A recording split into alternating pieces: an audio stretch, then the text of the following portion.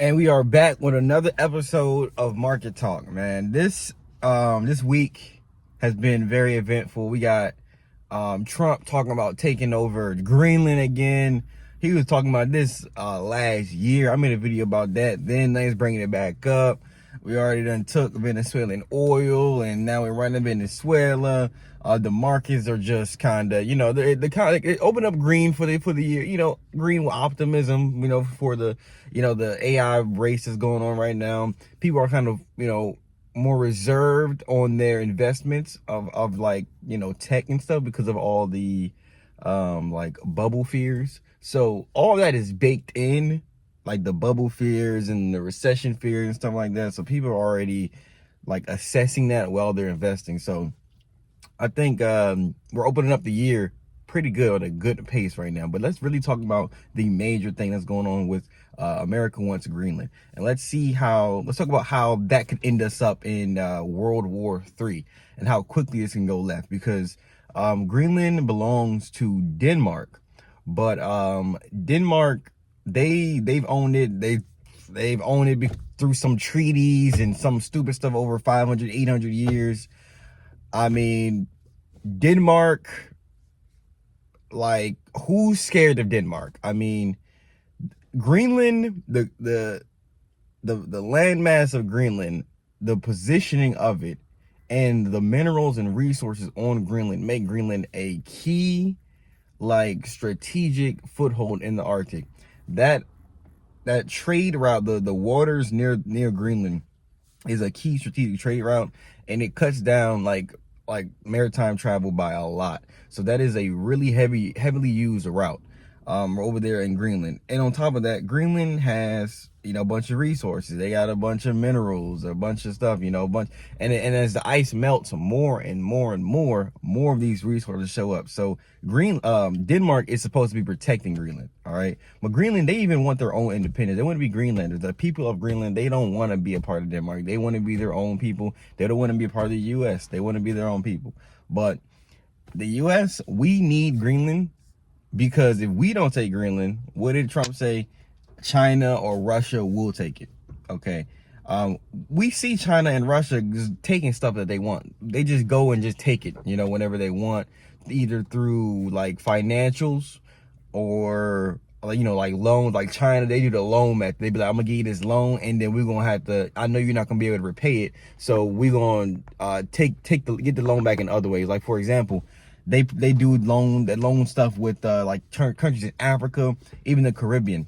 They probably loan out money to people like countries in the Caribbean. When I went down to the Caribbean, this was I think it was, what was that? I forgot what it's called. It was one of the Caribbean islands. I forgot what it's called. Anyway, there was a Chinese base on the Caribbean island.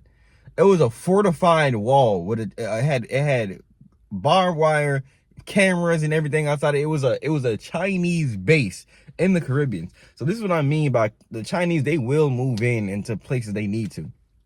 They see it somewhere they need to move into and take. They will take it.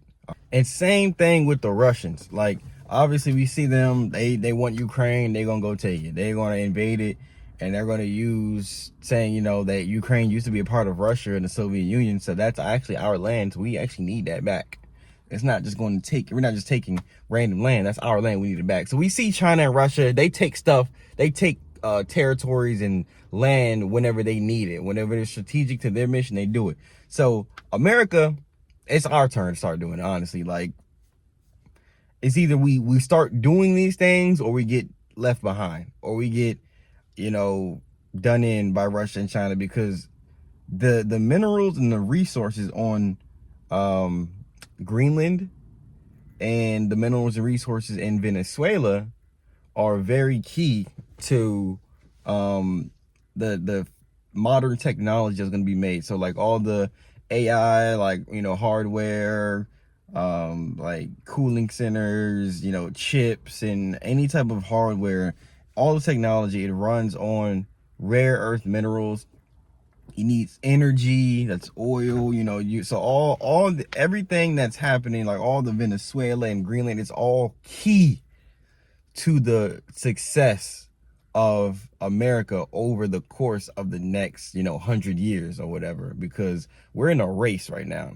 If we lose, if we fall behind, if someone has more resources than us, then we're at risk of no longer being number one. So that's why we got to move in and take Greenland, because it's a key, like, strategic foothold, and we need the resources. We need the protection of that little that trade route there.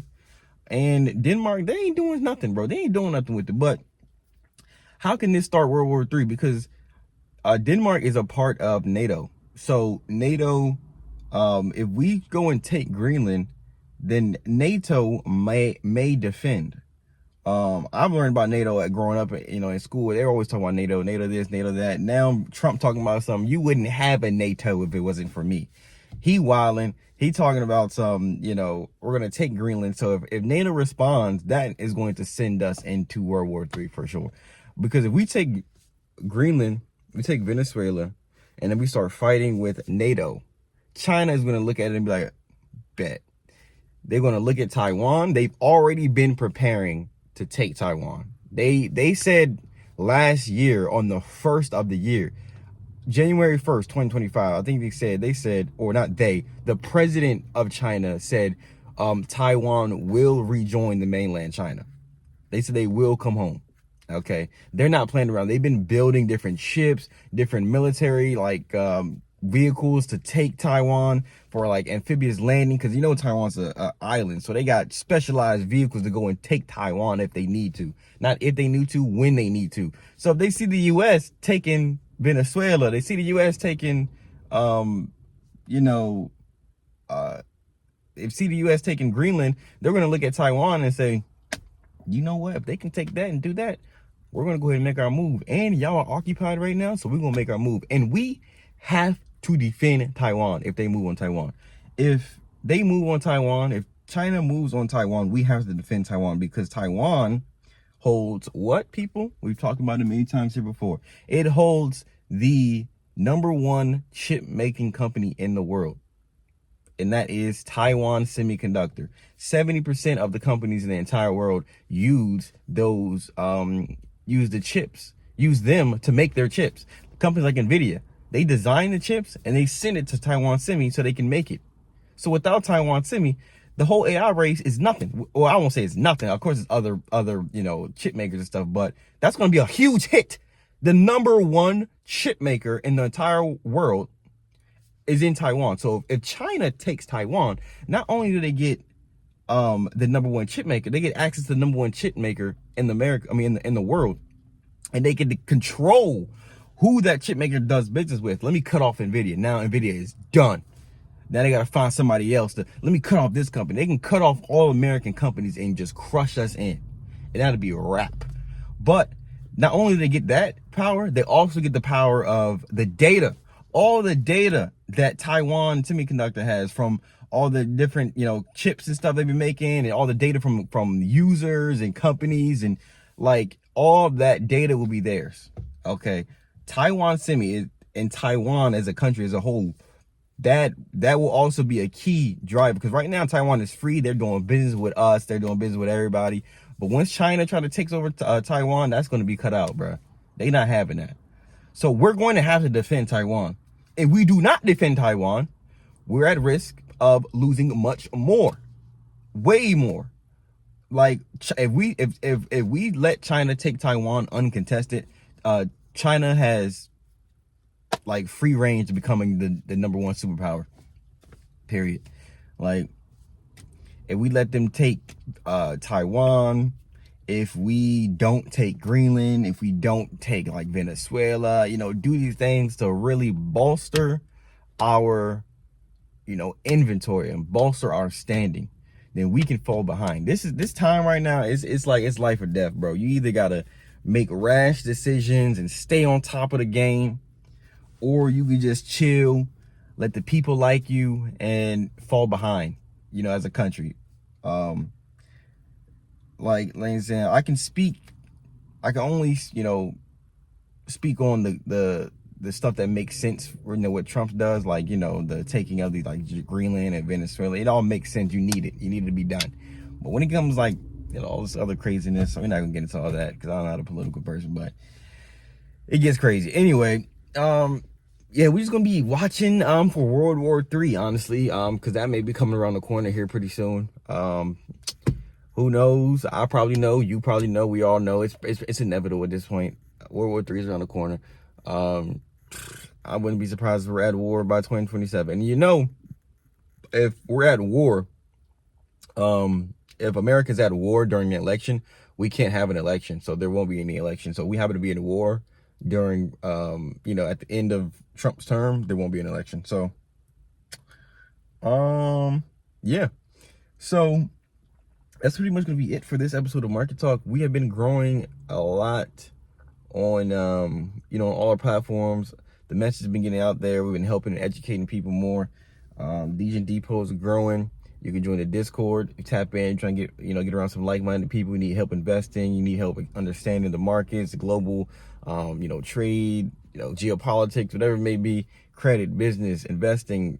Join that Discord. We help you out in there. We're talking there. We converse. Like-minded individuals, striving to be the greatest version of themselves. So go ahead and leave a follow, a like, a comment, and tap in the next episode of Market Talk. I'll see y'all in the next one. Peace.